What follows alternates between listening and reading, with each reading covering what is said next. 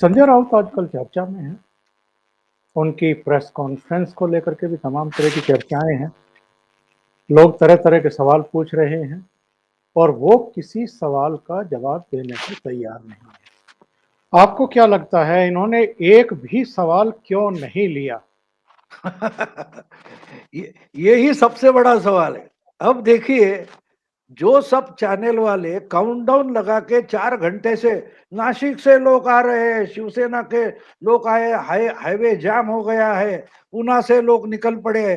अरे कभी press conference के बारे में ऐसी खबरें सुनी है? नीचे एलसीडी लगा दिया है, शिवसेना भवन के नीचे एलसीडी लगा दिया, क्या जो है वो बड़ा स्क्रीन, उस पर भीड़ देखेगी। अरे क्या जरूरत थी? अगर सब सब चैनल वाले लाइव दिखा रहे थे तो ये सब जो भीड़ थी अपने घर में बैठकर भी देख सकती थी, क्योंकि इनको मालूम था कि चैनल वाले कितना भी दिखाए लोग देखने वाले भी नहीं, तो कम से कम नीचे आए वो तो एलसीडी पर देखे। क्योंकि देखिए, हम लोग क्या करते हैं, मीडिया हमें दिखाता है उस पर चले जाते हैं। संजय राउत का एक ट्वीट था, कल या परसों का था, कोई राहत इंदौरी की उन्होंने एक शेर डाला था, जी, जी। हम वो पत्ते नहीं हवा से गिर जाए, तूफान से कहो आंधी से कहो औकात में रहे। जी, जी, जी। मतलब क्या होता है? ये खुद को बोल रहे तो हम तो पत्ते हैं, हवा से गिरने वाले नहीं, आंधी से गिर सकते हैं, इसलिए आंधी को बता दो औकात में रहे। समझे आप? यानी बीजेपी हो, सेंट्रल गवर्नमेंट हो, ईडी हो, ये आंधी है ये मान लेते हैं और खुद को बोल रहे पत्ता है। अब हम ये देखने के बजाय मीडिया वाले कुछ भी चमचागिरी करते वही सुनते बैठे। ये खुद बोल रहे हैं बीजेपी आंधी है, उसके सामने हमारा कुछ चलने वाला है नहीं, कहां उड़ जाएंगे पता नहीं लगेगा, ये खुद बोल रहे हैं। और वो बोलते हैं कि आंधी को बोलो औकात में रहो। अब आंधी औकात में रहती तो क्या महाराष्ट्र पिछले 2 साल में डूब जाता? बार बार बाढ़ आ रही है, बार बार गैर मौसमी बरसात हो रही है, बांध टूट रहे हैं, तो उसको इन्होंने बोला औकात में रहो, वो औकात में नहीं रही, महाराष्ट्र डूब गया। समझे संजय राउत क्या बोल रहे हैं? वो कमेंट कर रहे हैं महाराष्ट्र दो साल से उद्धव ठाकरे सरकार महाराष्ट्र में क्या कर रही है। ये एक शेर में संजय राउत ने बता दिया कि हमने तो बोला था आंधी को, हमने तो बाढ़ को बोला था औकात में रहो। तो बाढ़ नहीं रही औकात में, क्या करे? लोगों की खेती तो डूब गई, गांव के गांव डूब गए, पहाड़ के पहाड़ गिर पड़े, क्योंकि आंधी औकात में नहीं रहती, हम क्या करें?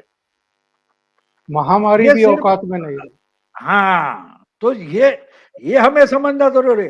देखो, सामने वाला जो हमें समझा रहा है वो समझने की कोशिश करो। संजय राउत हमें ये समझा रहे हैं कि भाई आंधी तो रोकना हमारी औकात नहीं है, और इसलिए हम आंधी को बोलते हैं कि औकात में रहो। अब वो रहती नहीं तो हम क्या करें? तो महाराष्ट्र तो डूबने वाला है। ये महाराष्ट्र की जनता को बता रहे हैं तुम डूब के मरने वाले हो, क्योंकि आंधी तो औकात में नहीं रहती और आंधी को रोकना हमारी औकात नहीं है। अब ये संजय राउत ने एक शेर में बताया ना, तो हम वो सुनने के बजाय पत्रकार परिषद, प्रेस कॉन्फ्रेंस पर चर्चा करते बैठे। गलती हमारी है, संजय राउत की है नहीं। मैं आपको एक पुरानी घटना याद दिला दूं।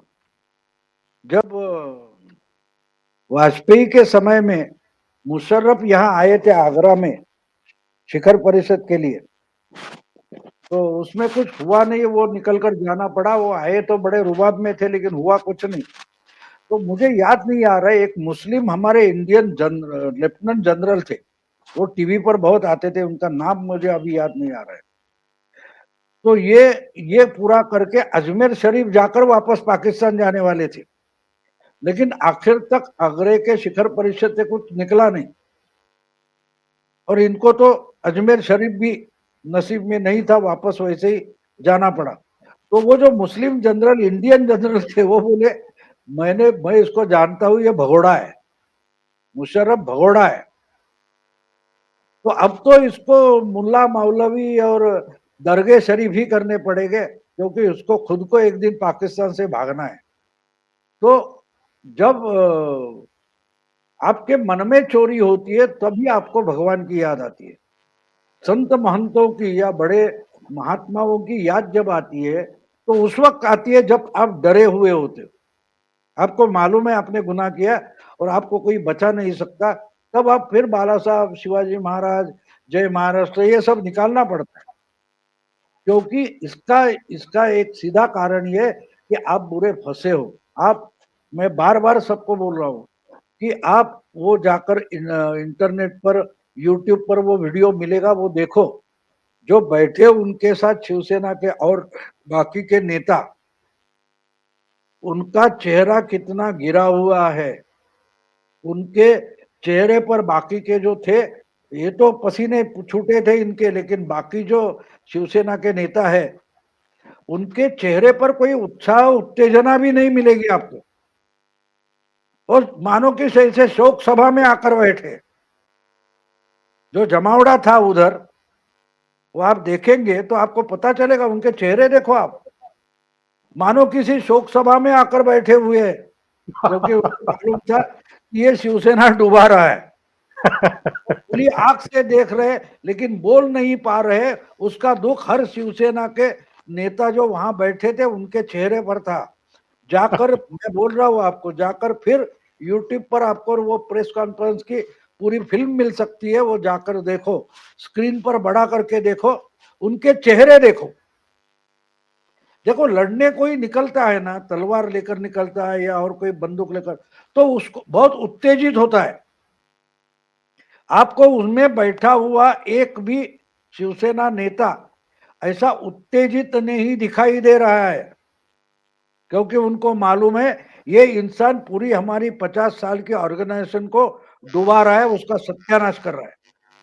और इसीलिए तो कम से कम आदित्य ठाकरे आ जाते, एकनाथ शिंदे जो सीनियर लीडर माने जाते हैं, सुभाष देसाई जो सीनियर लीडर माने जाते हैं, अनिल परब भी नहीं आए।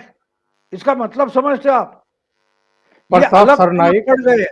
तो मैं अकेला नहीं हूं, ये दिखाने के लिए ये जमावड़ा इकट्ठा किया था।